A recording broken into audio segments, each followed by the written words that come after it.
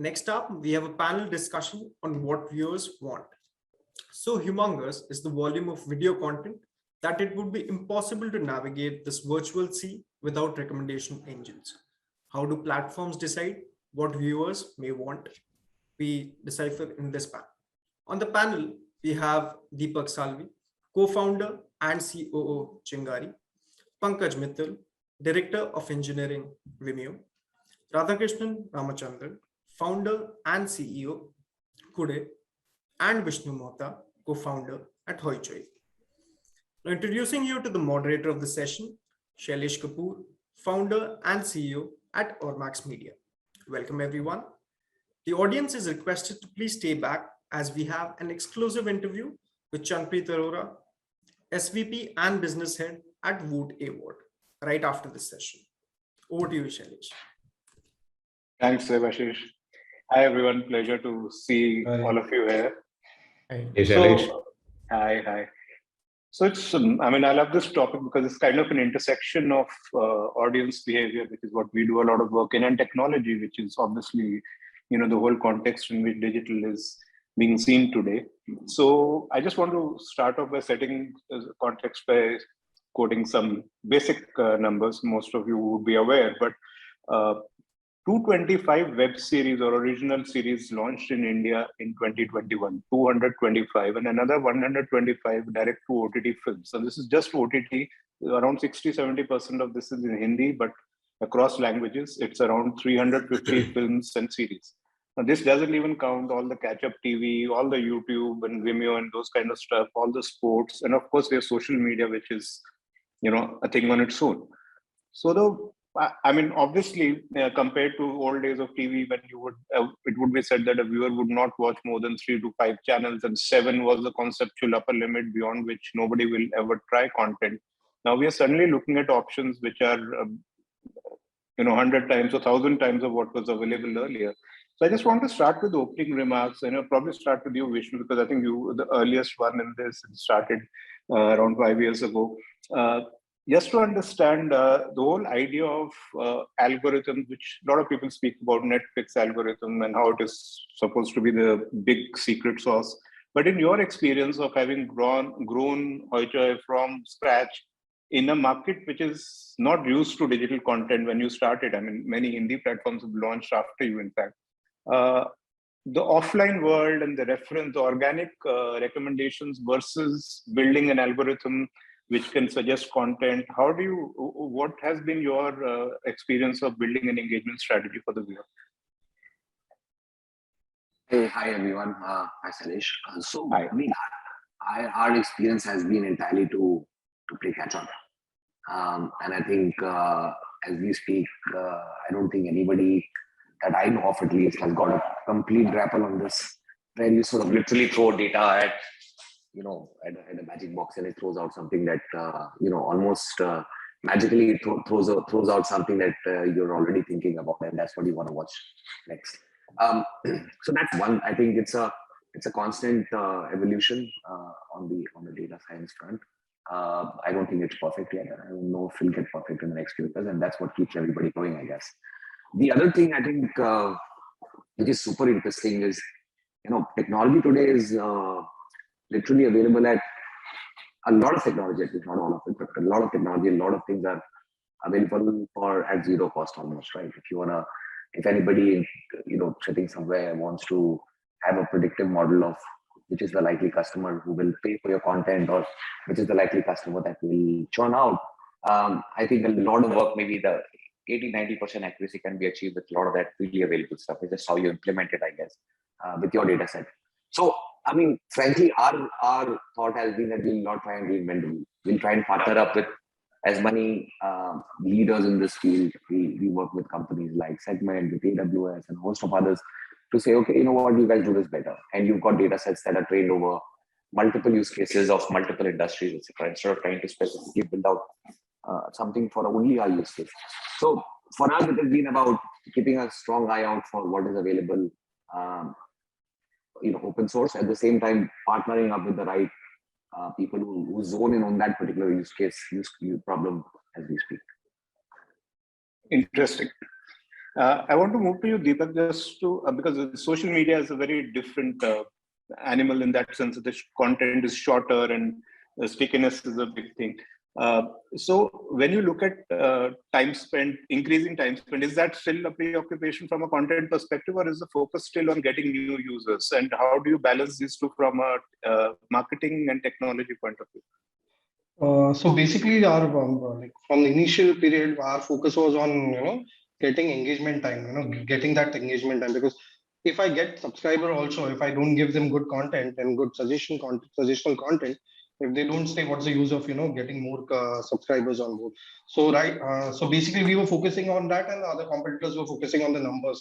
And a lot of people were saying, "Arey, your numbers are not growing." But I always used to see our engagement time is growing. And since coming from the content background from OTT and television, the knowledge helps us to create the shorter format also. So we had like our own team. We used to groom them, make this kind of content, this kind of. So initially when these people started, and we were not focusing on top tier one creators, we were focusing on the below, like like an army of creators. And we used to give them like every Saturday, Sunday, we used to have Zoom call with them. We used to brief them, give good content. That's how people started copying them also. So it's like a huge army basically. And our main focus is time spent, because if you don't have time spent, what's the use of so many subscribers?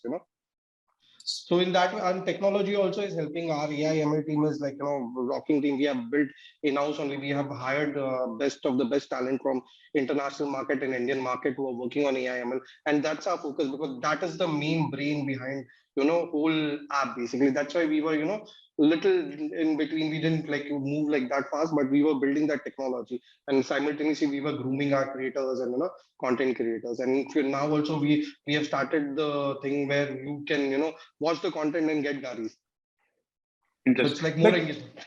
Yeah. But when you say good content, then is it largely being defined by the AI and machine learning, or what that part is throwing up, or is it is there a creative aspect to it, or an individual aspect to it? So I will throw like 100 content to you right now when you're watching in the feed. If you like the comedy content, it will definitely keep on suggesting. So that technology we are building actually, and we have built actually. So that's why our engagement, if you see, our engagement time is more like 35-40 minutes actually from other apps basically. And that's the thing, because we know from the media that the time spent is very important, more than the numbers right now. Right. I'll move to you, Radha, because one of the other complications we have seen in our work in the last 2 years in India is that the language barrier is broken fast. And while Malayalam content is no longer about Kerala only, it is about other South states, and now it is about North and West of India, and Delhi, Bombay, and all these markets. So when you look at the whole idea of what viewers want to watch and what kind of content to suggest to them and recommend to them, how do you factor in the taste differences that may exist? Because there may be viewers who are more used to watching Malayalam content or content in any language for that matter, versus those who are new to it. Is that something that you factor in? And then same question to Vishnu as well. Is it more driven by offline recommendations? A lot of people talk about IMDb ratings being so important and those kind of things, but then again, there is nobody who seems to have a clear sense of what is that one thing which really gets people to sample a new thing. So again, what has your experience over the last 3 years or 2 years been? Hey, hi everybody. Hi Shailesh. Thanks for the question. So Shailesh, for us, YouTube is the Bible. As a company, we manage close to 500 million plus subscribers across multiple genres and multiple languages. So as a data point, we always go back to YouTube and find out what is the content people are looking at. It's a very early stage for us. We are just hardly a year old. So we are depending on YouTube data. We're experimenting a lot. The funny thing is that if you look at a language like Malayalam, which is spoken by probably 3.5 plus people, we had close to 15 plus OTTs which are launched last year. And I don't think many of them are sort of there today. The problem is a lot of people thought OTT is just about replacing movie theaters. Because of this pandemic, movies are not just getting released on theaters and stuff like that. A lot of these guys came into the picture thinking that we could just replace theaters. See, for us, we are a smaller player with a limited content budget, but with a huge ambition. So for us, see, it is not about just movies alone. what we're doing is that we are trying to sort of create a decluttered, curated, a mini YouTube in Malayalam. That's what we're trying to do. We are more closer to YouTube than to an OTT. So what we're trying to do is that, can we identify the creators in the YouTube or social media ecosystem, sort of work with them? We have 2 studios in Kerala. We work with them. We identify them early enough. We work with them. Can they sort of, go a few steps above and then sort of create content which is sort of in between YouTube or a Netflix and stuff like that? That's a model we've been pursuing, and we've had fairly good success. And even in a market like Malayalam, so we see that audience are different when we are launching, let's say in the Middle East. You have an audience which is slightly older, who will probably have a slightly different taste in content. The profile is different compared to a younger audience in a typical digital audience in Kerala. So we really have to think about all these aspects. And then with our limited budgets and stuff, let's see how do we sort of, be a long-term player. Interesting. I just want to ask you one more question before I move to Pankaj, which is that, now because of Malayalam being so much in the news and generally being a buzzword, so to speak, on OTT, the Hotstar and Netflix and Amazon and all the other platforms, Sony Live, are also going to look at Malayalam content very seriously, and they are anyway, beginning to acquire. So does viewer data or technology play a role, or any kind of data that you build play a role in what you're acquiring, or all this comes in only after you have acquired? So the decision to acquire, the price to acquire at, is that also being influenced by data that you have built, or any models built on that? Or is it more like box office or Starcast and those kind of factors? See, you can't go after, what Netflix or Amazon is doing in the market. I can't do that. It is about throwing money, buying the superstar movies and stuff. That's not something which you can do. But the thing is that we always knew that, it's not something which is new. So probably last 2 years, you're talking about Malayalam movies. But trust me, the last many, many decades, Malayalam produced some of the finest content, some of the finest movies. So for us, it is about, again, working with, and the interesting thing is, if you look at all these movies from a Great Indian Kitchen or any of these movies, you will see that 90% of these movies are directed by first-time directors, have first-time producers or first-time scriptwriters and stuff like that. So you need not necessarily run after the megastar movies. Actually, it's about identifying good content at an early stage and giving them an opportunity. So that's something which we believe in and we're trying to do. And that is not just about Malayalam. The good thing is that if Malayalam movies are getting so much of mileage, for us, it's about how do we create new genres like mini movies, web series, which could also probably catch up attention at a national level, actually. So there is a huge opportunity thanks to a lot of good press Malayalam has been getting over the last 2 years. So it's sort of giving us, that opportunity to identify more and more younger creators and giving them opportunities. Obviously, the big superstar movies are out of our budget. I mean, like I said, it's just about throwing money at a problem, and we can't compete with the big guys, in that aspect, actually. Yeah, I think that makes sense.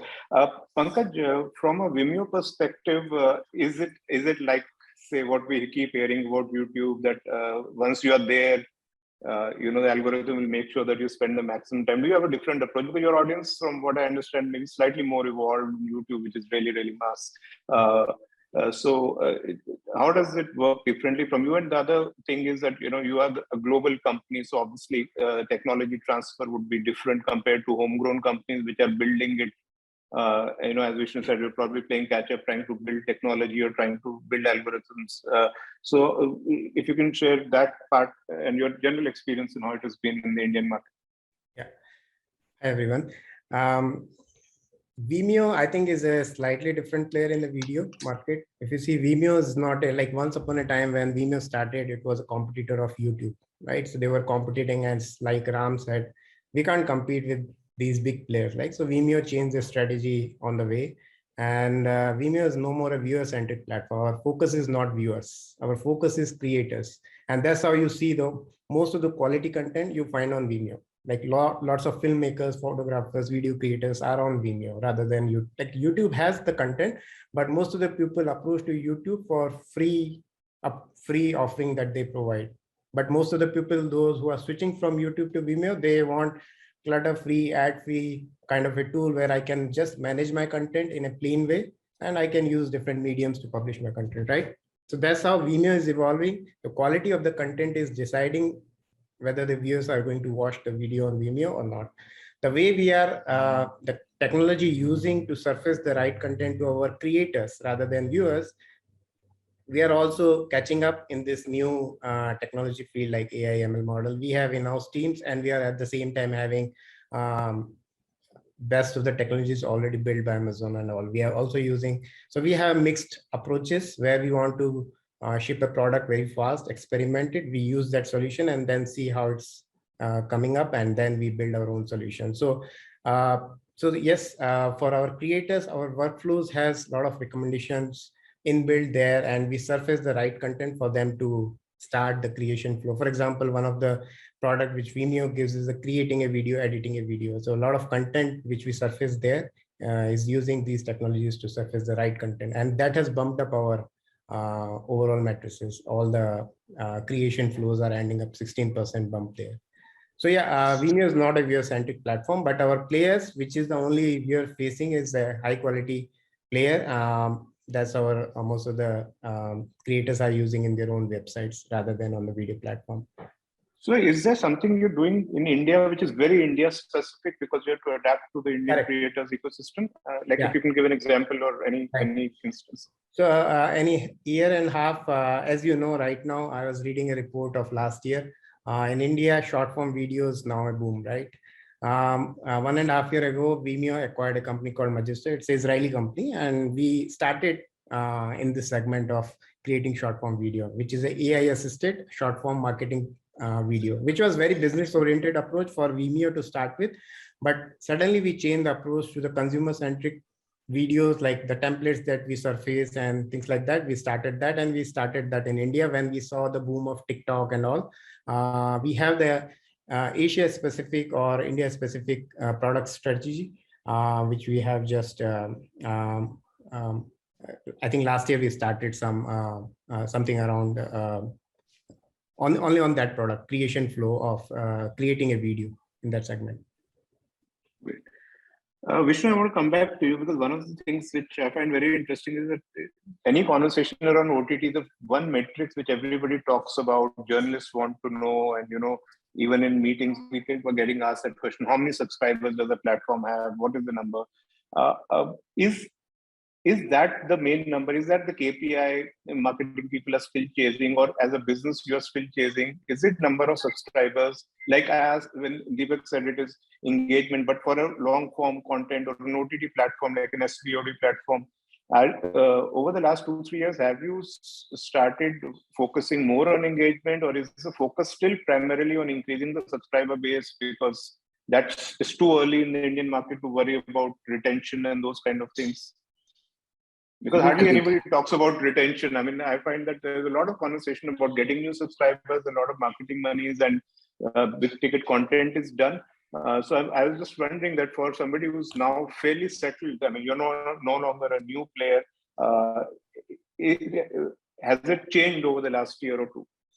No. I think personally for us, at least from day one, we've really focused on engagement, retention, time spent, etc. That's the holy grail. You can get someone to pay you once, but like in our case, we've been there for 5 years now. So we've given an opportunity for someone to pay or not pay for at least 5 times around, right? And that proof of the pudding is how much, are you really focusing on what they're wanting to see on your platform? Why do they come to your platform? Really deep diving on how much time they're spending on your platform. And those are the things that you do throughout the year that they've had that subscription, which determines whether they're going to retain or not.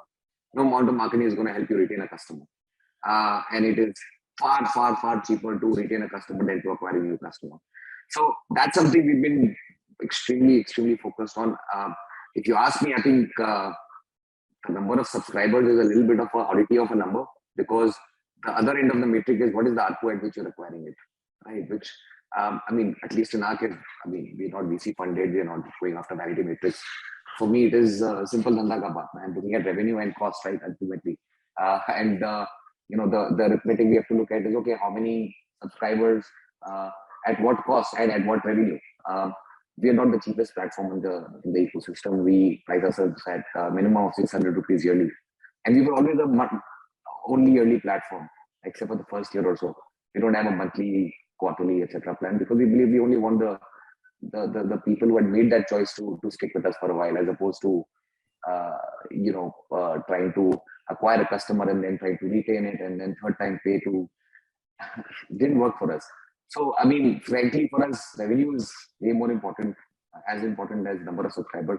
I see that as a little bit of a vanity metric. I don't think anybody in India can claim to have extremely huge numbers. Let's put it this way. And even if those numbers exist, it's a blended of direct and bundled subscribers, which are at a fractional ARPU anyways. So, like I said, I mean, for a business like us, I think those other things are important. A number of subscribers is just going to make us look big, maybe. That's the only thing it will do. But what it will keep us in business is how much money coming in, how much money going out, ultimately.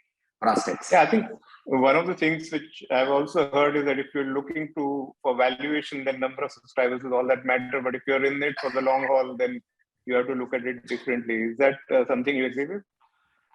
I mean, that at least with the VC friends that I speak to, I don't think, I think it's a very myopic way of looking at it, I guess. We could price ourselves for 600 at 100 rupees and get 10 times the number of people, right? But ultimately, the revenue number will remain exactly the same. So, I mean, it's what you're trading after, right? Which is more important than anything else. If you're acquiring a customer at, I don't know, in India, people acquire customers anything between 250 to even 1,000, 1,200 rupees also. I don't see the math in offering it for 100 rupees a year, 200 rupees a year, or 300 rupees a year for that matter. I mean, if you're not getting any money from any additive customer that you're getting in, and LTV and all that is great, we've retained the customer, etc. Okay, fine. But money in the door for that financial year, are you able to make it a positive unit economic is very important. Interesting. Deepak, you come from a TV background as well. So, I mean, there's a huge difference, right? In TV, when somebody would watch a channel like Star Plus, you could potentially watch it for 3 hours without changing a channel, maybe just flipping during the breaks at best. But by and large, it's like a do-it-to-me medium. You don't have to apply your mind on what to watch and where to discover new content. And now suddenly on the other side, you are always worrying about pushing the right content and not losing the person because the algorithm doesn't work right. So did you have to unlearn? Do you think what is the couple of things that you felt you had to kind of change in your thought process when the medium changed? Yeah. There was a lot of changes happened. Once I was with TV, then I launched one OTT platform. I was in the launch team of a top OTT platform. So that time only I started learning, appointment viewing and, whatever you throw, they will watch it. They don't have a control on, watching. They have 4-5 top channels, they watch it, whatever is there. But right now they have control. Whatever I say, it just, they will flip the video or either there's a uninstall button. So we have to make sure that they don't uninstall. That's the one. And there's only one chance for us to, do that. Once if I don't serve a good content, definitely they will uninstall and they will never install again. So our focus was very clear. We should, we should look out for great content. With we should throw them with great content, whatever they like actually. And luckily we are working on it. Still, that's an evolving process. So still our, machine learning and everything still is going on. Still, it's you need some time. TikTok took like 5 years for it. So.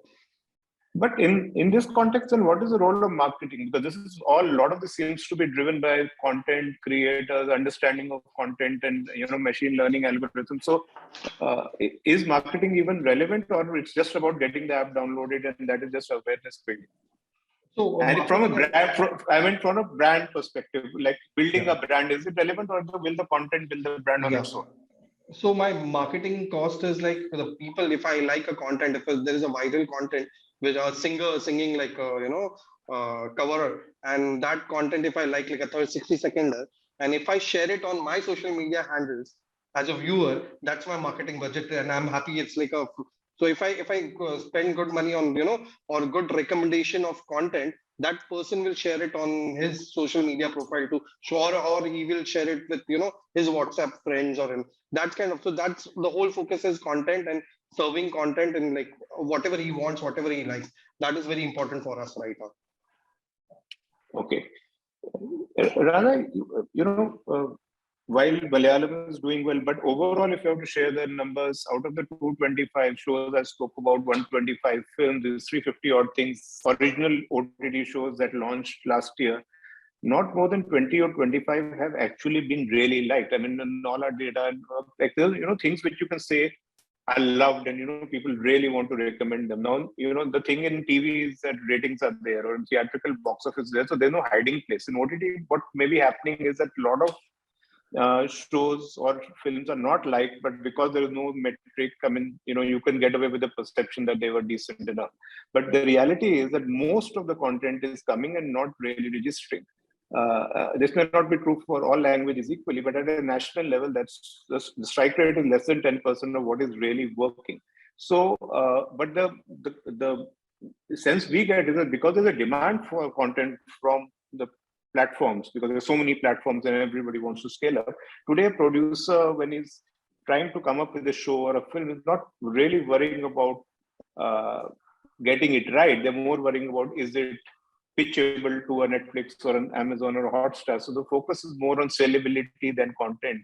And that kind of puts the viewer on the back seat. And in the long run, this could be a potential thing that the industry's growth, it could slow down the growth. I mean, have you experienced it? What are your views on the fact that because there's so much demand for content, the quality of content itself may not be the best?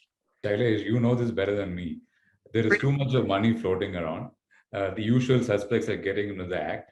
And see, that's a problem, So, you have, I mean, I don't have to be, this thing, but having said that, a lot of these guys who've not directed, produced a half a decent movie in their career, they're sort of, stealing the limelight. They're all over the place, actually. That's the problem. So I mean, I'm not saying, I'm not sort of talking about all the shows and stuff like that, but if you look at it, if Netflix has to say that, or any of them, I don't have to name anybody, say that, they spend hundreds of millions and not getting the act together, there is a problem. See, it is not just, I understand, we are a celebrity obsessed country, we need big names and stuff like that, but you need to have some sort of a sense in how do we sort of identify good talent also. Actually, you can't 20% going to big stars, their production houses, that's fine, but as a strategy, you really have to identify good talent and nurture the talent. If only they invest in talent, you need to have a more decentralized sort of an approach. You can't be sitting in Bombay and trying to figure out what works in South Indian languages, for that matter, any regional language. Actually, I think that's a problem. Actually, see, it's too much of money. There is I mean, it's not because it doesn't matter to me, but even Malayalam, in a language in Malayalam, it's not just about working with the big production houses or the big stars and stuff like that. I mean, obviously, one, I can't afford to do that. Second, I don't think that's the only way to do this. If that was the case, and see all the content, because you have, if you look at, I'm really surprised at the quality of some of the content which comes out, because how much of money a large OTT is spending per episode. And do you see that out there? I mean, I don't see that. So that's a problem, actually. I think it's too much of money. I mean, they have they have huge content budgets. And that's fine. And people who are getting those deals, I'm happy for them. But I only hope that, when it comes to identifying stories, what works with certain languages, and, you need to do your homework a little bit more. Because I've experienced it as a production house also. We have a small production house. When we pitch to some of the large platforms, it isn't easy at all. It is only about, have you done, are you a big production house? Have you done big movies? We are not. I mean, I'm not a big production house, so how do we say that? But we have quality people working with us. We have good scripts coming to us. How do we sort of push that out? That seems to be the huge problem which we are facing, actually. It is not just about money. It's not just about, money can play. For example, an IPL can really do great stuff for Hotstar, or some big blockbuster movies can do well for Prime. That's an obvious thing.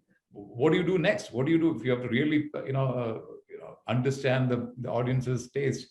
What are you going to do about it? I don't think we're doing enough in that sort of a space, actually.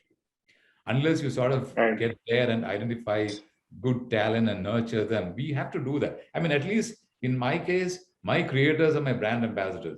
They, like he was telling earlier, they're the guys who are going out. So we identify these guys and work with them, give us studios, they work with us and stuff like that. They're very happy. They're so excited to sort of showcase their content.